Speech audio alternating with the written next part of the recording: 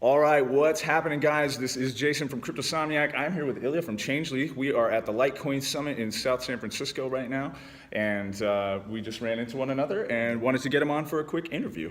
So, you want to give a little brief introduction? Yeah, thanks, Jason. So my name is llya. I'm a CEO at Changelly.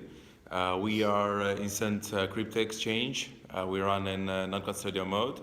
So we have nowadays more than 2 million users on our web service.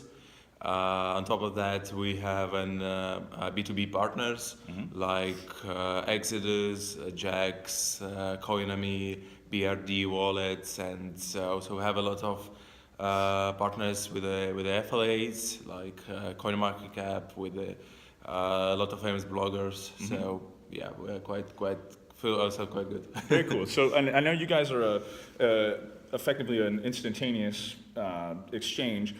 Main competitor, obviously, Shapeshift. What would you say are your competitive advantages over Shapeshift? Yeah, I see. So we see that there are our main competitors like a Shapeshift.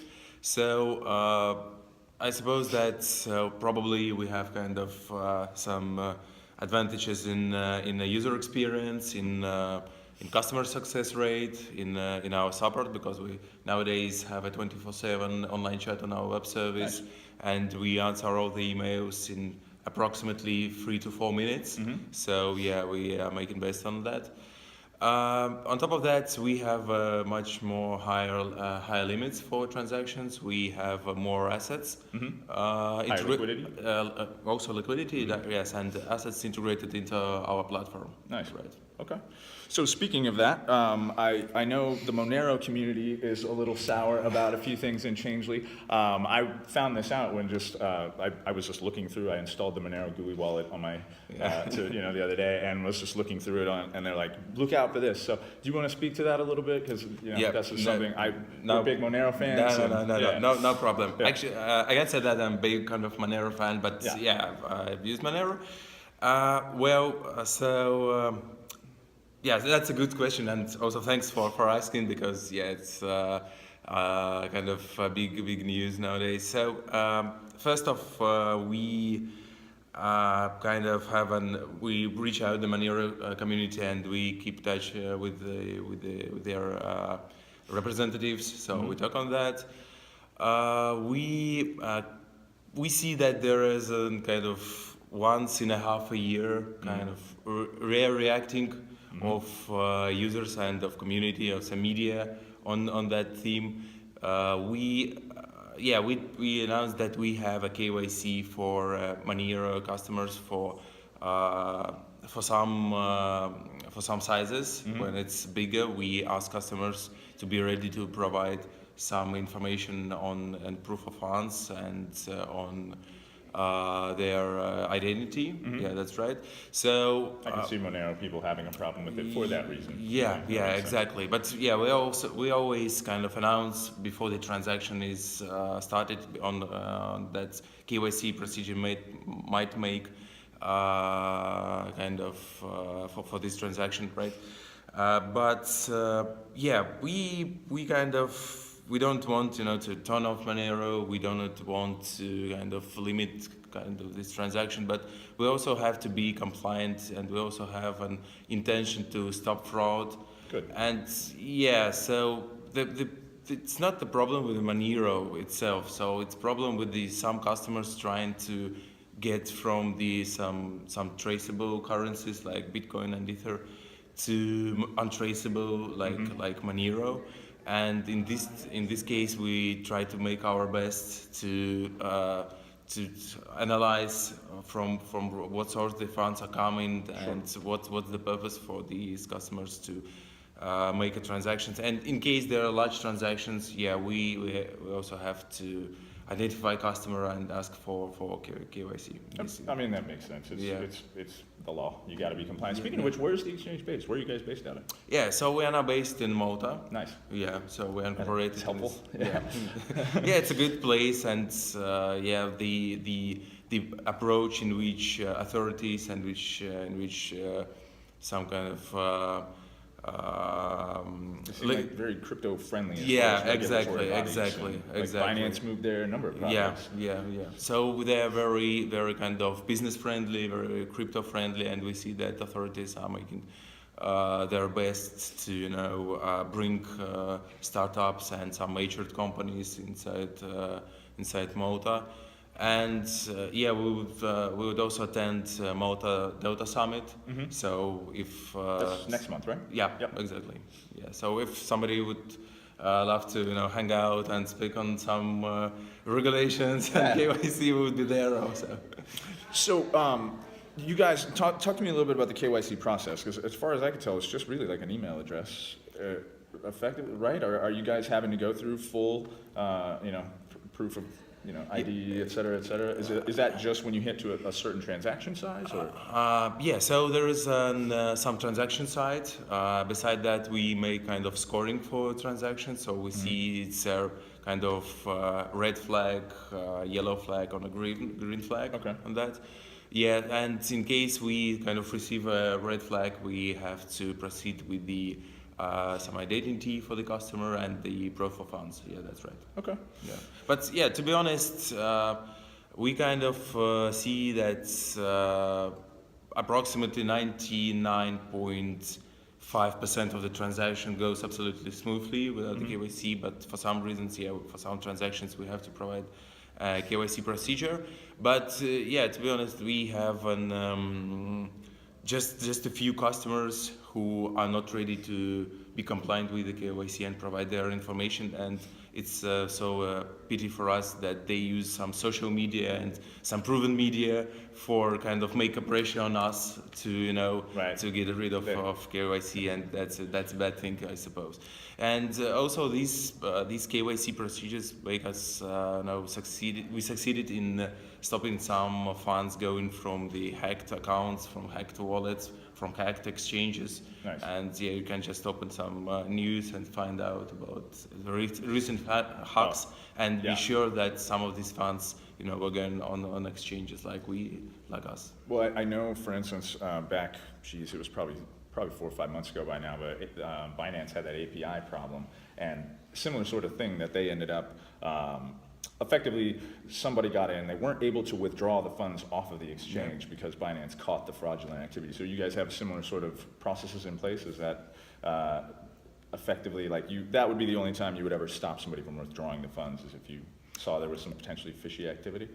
Yeah, so it happens like that. So we have now a place where all the exchanges and instant exchanges and wallets representatives exchanging information on some hacked addresses, on some hacked activities, right?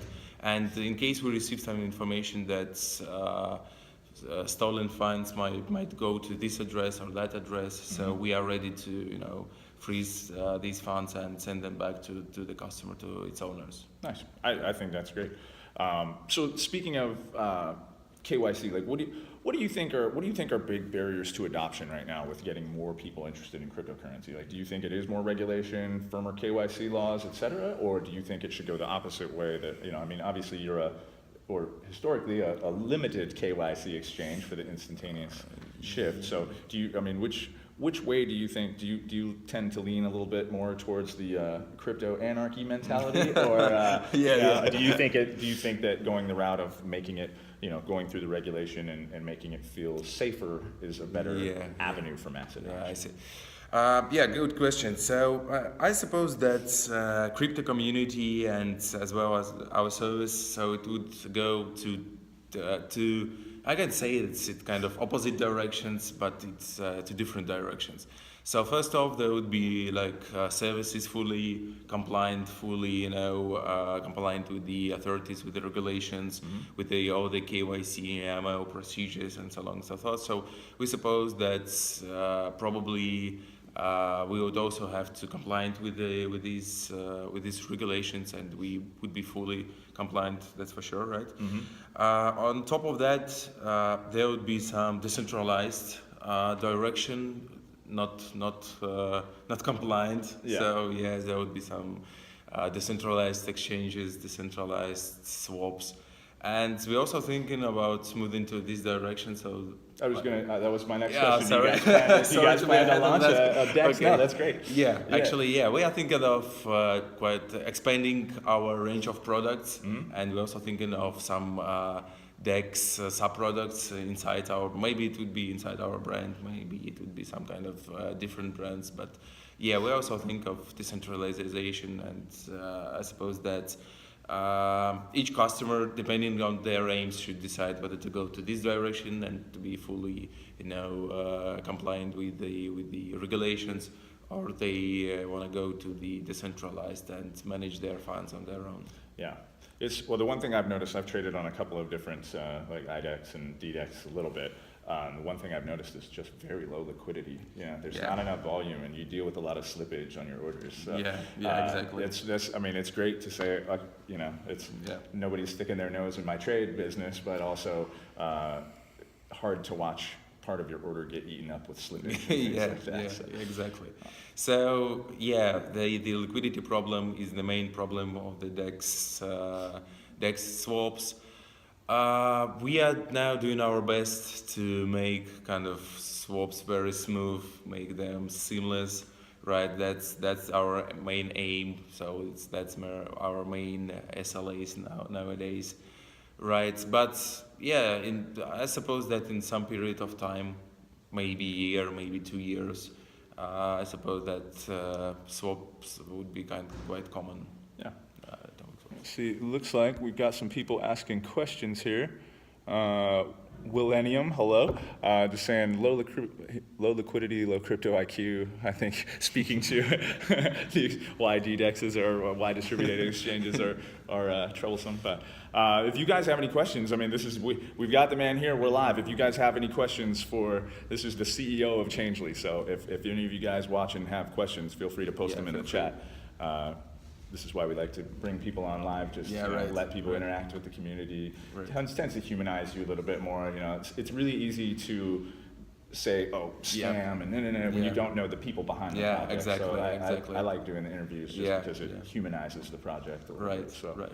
It actually was with some of our partners, so they just said that in case we would just know you face to face, we would kind of integrated you a year ago, 2 years ago. Because, Right. So let's see. Any new tokens that you've seen on the market that you think are something that might get added? Again, I'm just speculating. I love a rumor. Right? So obviously you don't have to disclose anything, but is there anything you guys are considering? You want to do a Coinbase type announcement? We're considering these 10 coins. Are there any projects that you're interested in that you think would be? Well, I we'll announce some new integrations. But we are hardly working on adding new assets inside our platform. So we plan to add some new exchanges, right? So get the liquidity out there. But nowadays, I suppose that we see a great demand for some stable coins.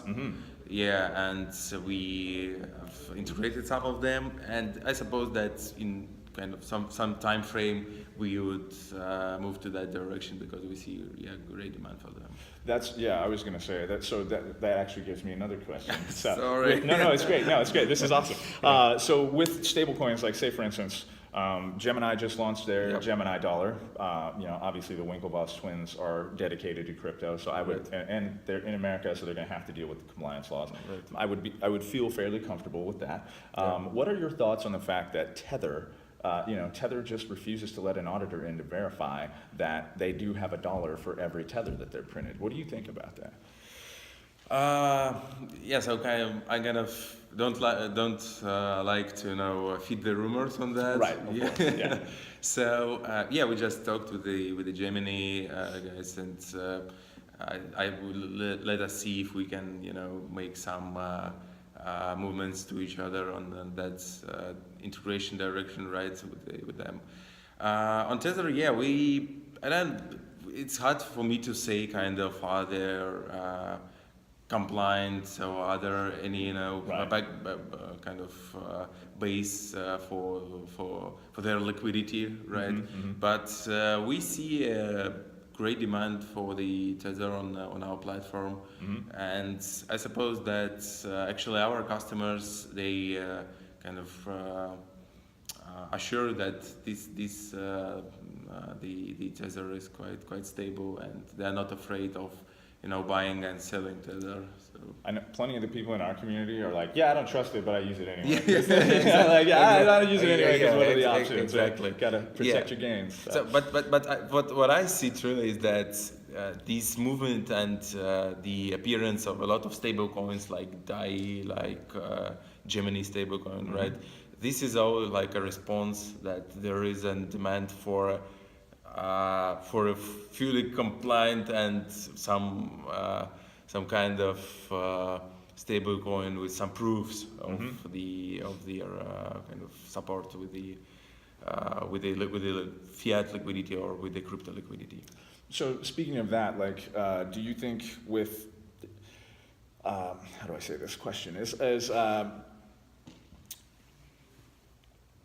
I'm trying to formulate the question I have here, but specifically just about going into, like, having the option to go into cash or Tether, because you guys don't have fiat pairings at all, right? No. Right. So, I mean, that to be able to protect gains, one would need a stable coin if they are trying to trade out of another asset. So that would be a nice addition to the platform, I would imagine.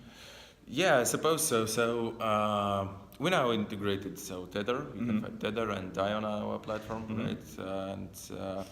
So as I understood with the stablecoin, so there is not only because of people want to kind of go to some stablecoin when there is bad times for the cryptos. There is also need for the stablecoin once there is an time when traditional exchanges do not operate, for example, weekends, and so kind of you have a day in Asia, you have a night in the US, and in this case, when some kind of brokers or some institutional investors want to move their funds across the globe, they want to use some kind of stable coin, not. Well, it makes sense. I mean, especially if you're moving large sums of money for a significantly smaller fee than, say, transferring it, and much quicker. And much quicker, much quicker. And then transparent as well. So you see, I can see the purpose of a stable coin. Very cool. So, what else do you think it is important to have more stable coins, or do you think it is more important to have more fiat on ramps to drive more adoption? What do you think on that? It's a hard question. So in my opinion, there should be there is always should be kind of more options for the customers, right? The more options on the one market, the better it's for the customers, and we are also kind of from our side, we like competitors. We like adding new competitors into our partners like wallets and so on.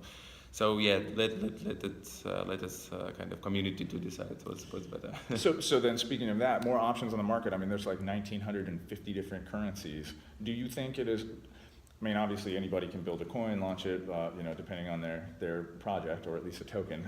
Do you think there are too many projects? Do you think the industry needs to consolidate, or do you think that people should just continue to? I don't want to say dilute the market, but effectively that's what's happening, right? So. I suppose that there should be some regulation in terms of stopping fraud, and we are, two hands up for that, right? But beside that, I suppose that kind of crypto is a place where you have to be, kind of very matured in terms of, realizing what's going on, right? You can just send money to a wrong address, and only you is responsible for that. So there is no kind of institution that would bring this money back to you. Okay. Yeah. And I suppose that also for the ICOs or for the other assets, it's there should be some freedom for the customers to decide whether to buy it or to sell it or to how do it. So Yeah, there is always should be kind of freedom, financial freedom for the customers to. I agree with that. I mean, that's half of the great thing about crypto, in my opinion, is the personal responsibility. Yeah, I mean, exactly. I think by and large, as a society, even worldwide, we've gotten away from personal responsibility a little bit. Yeah. People like to have that big Yeah, brother. big that bro- they can, yeah. But I need. Yeah, but they said I made a mistake, and Yeah. So that's a theory I think is. As crypto gets more adopted, maybe we see more people just taking personal responsibility, not just of their finances, but hopefully it carries on. Yeah, well, maybe we'll start from the finances and then move forward to another space. Yeah. I'm sure there was kind So of. let's see if we got any questions here. Oh, let's see here. Will ETH ever make a comeback, says the Cardian Drums. What do you think on that? It's actually, I was going to say, I looked this morning and it bounced from 180 clear back up to 220, but I haven't looked at the charts in several hours. So what are your thoughts on that? It's hard for me to say because, to be honest, I don't look very often on rates and so on. Yeah. So for us, we are looking for the mass adoption, right? And in case there would be probably some rates for Ether, that would be great. But in case that would be used only, not for trading and not for speculations and for the person it was designed for, yes. I suppose that would be great. Yes, agreed. People utilizing crypto as exactly as a payment, as a store of value, or if in the case of like Origin Trail or One Chain or whatever, to actually track supply chain. I think there's a lot of actual practical use cases, and I think a lot of people got caught up in the pump last year and have kind of lost sight of the fact that this is kind of world-changing technology, and we have an opportunity in here to shift the way things work. So, very interesting. All right, let's see. I know there was another question in there. Oops. Come on. What is your opinion on Holocaust denial? Did 6 million really die? I don't know that that's a crypto question, so we'll just skip those. Wasn't World War II started by Great Britain? Those are non-crypto related questions, so we'll just gloss over those. But anyway, do you guys have any other crypto related questions or specific questions about the exchange? Any new features you guys are rolling out? Anything you want to talk about? Actually, just sign in for our Twitter and we'll, announce. We have a very great development team, and we have a very good pace for adding new features, new exchanges, new assets. So just really next week we will have some updates. Nice. What's the change? Is it just at Changelly on Twitter? It's Changelly team. Okay. Changelly team. And then do you guys have a Telegram? No, by now, but we are working on that. Cool, very good. All right, cool. Well, unless there's anything else, I think that'll wrap it up. I want to go catch a couple more of these panels here. Sure. There are good speakers on this. Yes, I'm very excited. The social media panels they've turned out to be I was very surprised about the caliber of answers that are coming out of YouTube, right? I mean, I'm a YouTuber, obviously. Let's see, so looks like It Will Moon. I think that was, what are your opinion on Lightning Watchtowers and its developer Adolf Hitler? What? I don't know anything about that. Lightning Watchtower, are they talking about the Lightning Network? I'm not really sure. But anyway, well, hey, this has been great. I really appreciate you coming on. Thank you very much. Feel free to reach out. We'd be happy to get you on again at some point in the future. Yeah, for sure. Very good. All right, guys, this is Jason from Cryptosomniac. I'll be doing some more streaming, and they're going to stream my panel talk shortly as well. So stay tuned. That's it for now. Keep your stop losses tight. I'll see you later. Thank you very much. Nice.